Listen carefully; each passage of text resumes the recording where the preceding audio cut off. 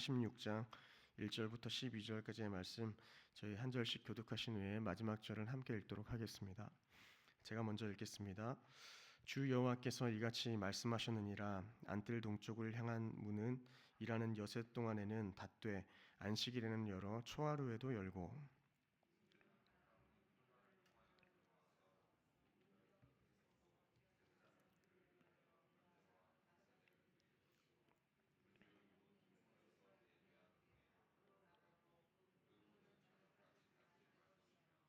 이 땅 백성도 안식일과 초하루에 이 문 입구에서 나 여호와 앞에 예배할 것이며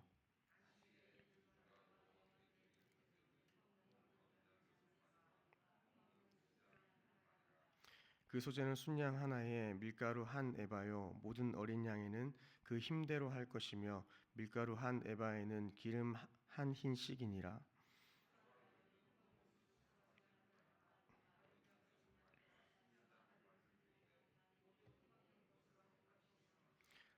또 소재를 준비하되 수송아지에는 밀가루 한 에바요 순양에도 밀가루 한 에바며 모든 어린 양에는 그 힘대로 할 것이요 밀가루 한 에바에는 기름 한 흰씩이며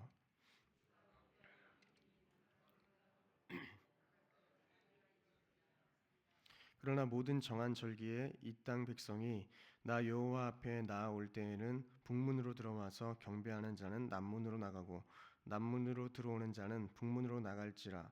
들어온 문으로 도로 나가지 말고 그 몸이 앞으로 향한 대로 나갈지며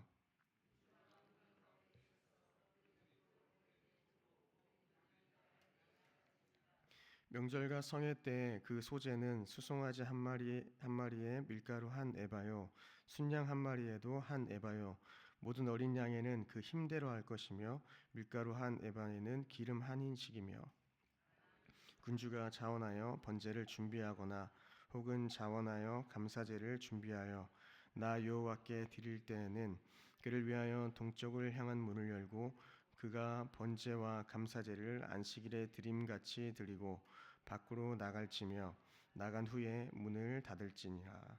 아멘. 오늘 본문은 7일마다 돌아오는 이 안식일과 한 달 주기로 돌아오는 초하루, 이 월삭에도 하나님을 경배하며 예물을 드려야 함을 잘 권면하고 있습니다. 이처럼 새 성전에는 과거 모세의 율법에 규정된 그 예배의 의식보다 더 자주 그리고 그 예물에 있어서도 더 많이 드리고 있는데 이는 앞으로 회복될 예배, 궁극적으로 그리스도께서 오심으로 드려질 그 영적 예배의 풍부함을 잘 나타내 보여주고 있는 것입니다. 43장 1절을 보면 이 성소의 바깥 문 중에서 동쪽을 향한 문은 항상 닫아 놓아야 했지만 본절에서 기록된 것처럼 이 성소의 안뜰에 있는 동쪽을 향한 문은 평소에는 닫아 놓아야 했고 안식일과 그리고 초하루에는 열어두어야 했습니다. 이것은 안식일과 초하루는 모든 사람들이 모든 백성들이 참여할 수 있다는 겁니다. 처음에는 군주만 나와서 문을 열어서 예배할 수 있었지만 이후에는 모든 백성들을 향하여서 열어둔 것을 통하여서 이 안식일과 초하루가 모든 백성들, 모든 사람들이 하나님 앞에 나와서 예배해야 되는 것임을 잘 나타내 보여주고 있는 것입니다. 이처럼 문을 연다는 것은 하나님께서 왕과 백성들이 드리는 그 제사를 받으시고 그들과 교제하신다는 의미로 볼 수 있습니다. 이것은 예배로의 초청이며 또한 예배를 받아주시겠다는 확증이기도 합니다. 하나님께서는 왕과 백성들이 자신의 직무를 감당하는 6일 동안은 이 성전 문을 닫아 놓았지만 안식일과 초하루에는 열어놓을 것을 명심함으로써 이날은 구별하여서 하나님께 드려야 함을 보여주는 것이죠. 이전에 하나님께서는 선지자를 통하여서 그들의 안식일과 월삭의 제사를 받지 않으시며 성전문을 닫기를 원하셨습니다. 이사야서에도 그리고 말라기에서도 그렇게 기록하고 있습니다. 그러나 새롭게 될 이 회복된 새 왕궁에서는 성전의 문을 열어놓을 것임을 명심함으로써 이 백성들의 예배를 기뻐 받으신다는 그 사실과 그들의 삶의 중심이 이 예배가 되어야 한다는 것을 잘 강조하고 있는 것입니다. 특별히 안식일은 일주일의 마지막 날이며 초하루는 한 달의 첫날이라는 점에서 삶의 처음과 마지막, 삶의 모든 부분들이 하나님께 올려드려야 함을 저희는 확인할 수 있는 것이죠. 이것은 무엇을 나타냅니까? 저희가 예배 중심의 삶을 살아야 한다는 것을 나타내 보여줍니다. 안식일은 어떤 날인가 하면 3절과 같이 여호와 앞에서 예배하는 날이다 이렇게 규정하고 있습니다. 안식일에 예배를 드리지 않는다면 그것은 안식일을 거룩히 지키는 것이 아닌 거죠. 그래서 다른 본문을 이렇게 보시면 저희가 너무 잘 알고 있지만 안식일을 기억하여 거룩히 지키라 이렇게 기록하지 않습니까? 근데 저희가 이때 안식일에서 기억해야 할 것과 거룩히 지켜야 할 것을 사실 구분해서 많이 이야기하기도 합니다. 근데 안식일에 기억돼야 하는 것은 먼저 첫 번째는 구약에서는 하나님의 창조의 사건을 기억해야 함을 잘 이야기하고 있고, 신약에 들어와서는 안식일을 통하여서 예수 그리스도를 통한 그 구원의 사건이 기억되어야 한다라는 것을 잘 이야기하고 있습니다. 그러면 이 모든 것을 종합해 보았을 때 저희가 안식일에 기억해야 하는 것은 하나님께서 우리를 창조하시고 하나님께서 우리를 구원하신 그 두 가지 사건을 통하여서 우리가 이 성회로 모여서 은혜를 누려야 한다. 바로 이런 것이 우리가 기억해야 할 사항들인 것입니다. 물론 저희가 안식일에 그 주제 말씀과 같이 뭔가 다 제가 나눌 수는 없지만 먼저 이러한 기본적인 사항들을 기억하시고 또 안식일을 구원과 창조의 사건을 기억하고 또 거룩히 지켜나가는 저희 정육교회가 되었으면 좋겠습니다. 에스겔서 46장 4절로 5절을 보시면 어린 양 6마리와 흠 없는 순양 1마리라 이렇게 안식일에 군주가 여호와께 드릴 번제에 대해서 흠 없는 번제에 대해서 이야기하면서 또 5절에는 그 소재는 순양 하나에 밀가루 한 에바요 모든 어린 양에는 그 힘대로 할 것이며 밀가루 한 에바에는 기름 한 흰식이니라 이렇게 기록하고 있습니다. 본문에 등장하는 예물은 모세의 율법에서 나타났던 예물보다 더 많습니다. 모세 율법에 나타난 안식일의 제물은 순양 둘과 고운 가루 에바 10분의 1을 바쳤습니다. 근데 민수기 28장 9절을 보시면 안식일에 1년 되고 흠 없는 순양 2마리와 고운 가루 10분의 2에 기름 섞은 소재와 그 전제를 드릴지라 이렇게 하는데, 그래서 비교해 보면 지금 오늘 본문이 훨씬 더 많이 드리는 것으로 나옵니다. 그렇다면 에스겔의 규례에 나타난 예물은 어떻습니까? 어린 양 6과 흠 없는 순양 1마리입니다. 본문의 예물이 모세의 율법에 나타난 예물보다 더 많다는 것이죠. 이것은 어떻게 된 것일까요? 그 이유는 무엇일까요? 이처럼 예물의 증가는 그 이유는 이스라엘의 모든 백성이 하나님께 예물의 바침에 있어서 결코 인색한 마음을 갖지 말고 기쁨으로 감사함으로 드리라는 것을 이야기하고 있는 것입니다.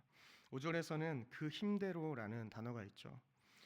그리고 상황이 좋을 때는 그에 맞게 큰 액수도 기쁨으로 드릴 수 있고, 상황이 너무 힘들고 어렵다면 형편에 맞게 그 사람의 그 힘대로 그 상황에 따라서 드릴 수 있다는 것입니다. 성도들은 하나님께 예물을 바칠 때에 힘대로 최선을 다해야 합니다. 그리고 혹시나 마음에 거리끼는 것이 있는지 아까운 생각이 든다면 오히려 드리지 않는 것이 낫다라는 것이죠. 고린도후서 9장 7절을 보시면 각각 그 마음에 정한 대로 할 것이요 인색함이나 억지로 하지 말지니 하나님은 즐겨내는 자를 사랑하신다라는 것입니다. 고린도후서 말씀을 3번역으로 제가 한번 읽어드리면, 기쁜 마음으로 각자의 형편에 맞게 바치면 하나님께서는 그것을 기쁘게 받으실 것입니다. 하나님께서는 없는 것까지 바치는 것을 바라지 않습니다 라고 기록하고 있습니다.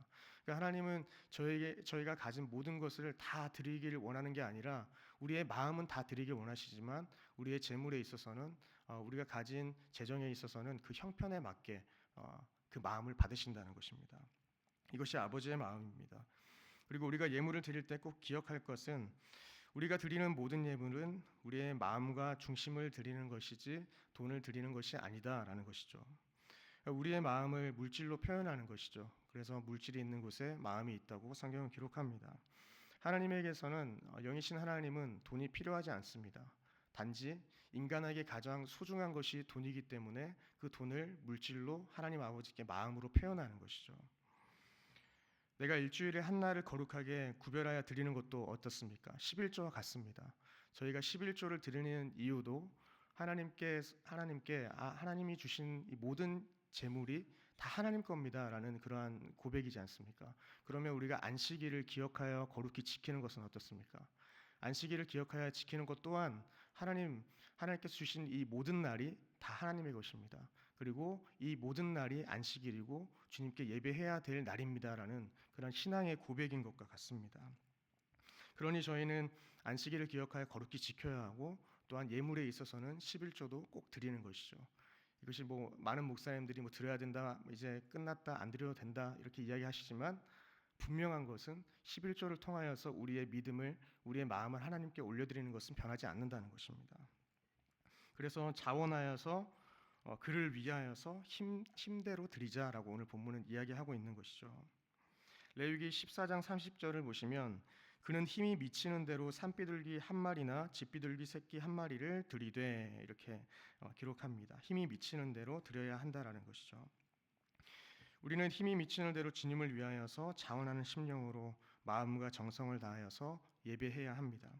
누군가에게는 이 구절이 위로로 다가올 것이고 또 누군가에는 이 말씀이 시험거리가 될 수 있지만 저희는 말씀대로 지켜야 한다는 것이죠. 그래서 우리는 내가 드리는 이 예배와 예물을 돌아보면서 내가 전심으로 예배를 드리고 있나? 내가 전심으로 하나님께 예물을 드리고 있나? 나의 중심을 자원하는 마음으로 기쁨으로 주님 앞에 나아가고 있는지 날마다 점검되어져야 할 것입니다. 그래서 저희는 형식적인 예물이 되지 않도록, 형식적인 주일 예배가 되지 않도록 날마다 주님 앞에 기쁨과 감사함으로 나아가는 저희 정육교회 모든 성도님들 되셨으면 좋겠습니다. 말씀을 맺겠습니다. 오늘 읽지는 않았지만 46장 이 뒷부분을 보시면 13절부터 15절을 보시면 매일 드리는 제사에 대해서 기록하고 있습니다. 근데 반복되는 단어가 계속 나열되고 있는 것을 확인할 수 있는데 그것은 아침마다입니다. 아침마다 주님께 나아가는 것입니다. 참 재미있는 것은 오늘 본문이 안식일과 초하루에 관련된 것이지 않습니까? 그런데 이후에 끝맺는 부분에서는 아침마다라고 기록하고 있는데 이것은 무엇을 이야기하냐면 초하루는 월사, 매 달에 드리는 것이고 안식일은 매주 드리는 것이고 그리고 매일매일 드린다는 것은 아침마다 이렇게 표현하고 있습니다. 점점 어떻습니까? 범위가 좁아지고 있습니다. 우리가 여호와 앞에 어떻게 나아가야 합니까? 우리는 매달, 매주를 넘어서서 매일매일 주님 앞에 온전한 예배를 드려야 함을 보여주고 있습니다. 그리고 나아가서는 매 순간, 매 시마다 주님 앞에 온전한 예배, 마음의 예배, 삶의 예배를 드리고 또한 온전한 예물을 매일매일 하나님 앞에 드리는 우리의 마음의 중심을 드리는 훈련이 필요한 것입니다. 때로는 육신의 연약함으로 마음의 힘듦으로 인해서 저희는 아침마다 주님을 찾는 것이 어려울 수 있지만 다시 마음을 다잡고 일어나 주님을 예배하고 또 주님을 바라보는 저희 모두 되기를 소망합니다. 원하기는 안식일을 기억하여 저희가 거룩히 지키되 이것이 형식적인 종교적 모임이 아니라 우리를 구원하시고 창조하신 주님께 깊은 감사를 올려드리는 시간임을 기억하고 또한 그냥 예배에 나오지 않고 감사함으로 예물을 잘 준비하여서 자원하는 마음으로 기쁨으로 주님 앞에 예물을 올려드리는 그런 우리의 마음의 중심을 온전히 드릴 수 있는 저와 여러분들 되시길 주님의 이름으로 축원드립니다. 기도하시겠습니다.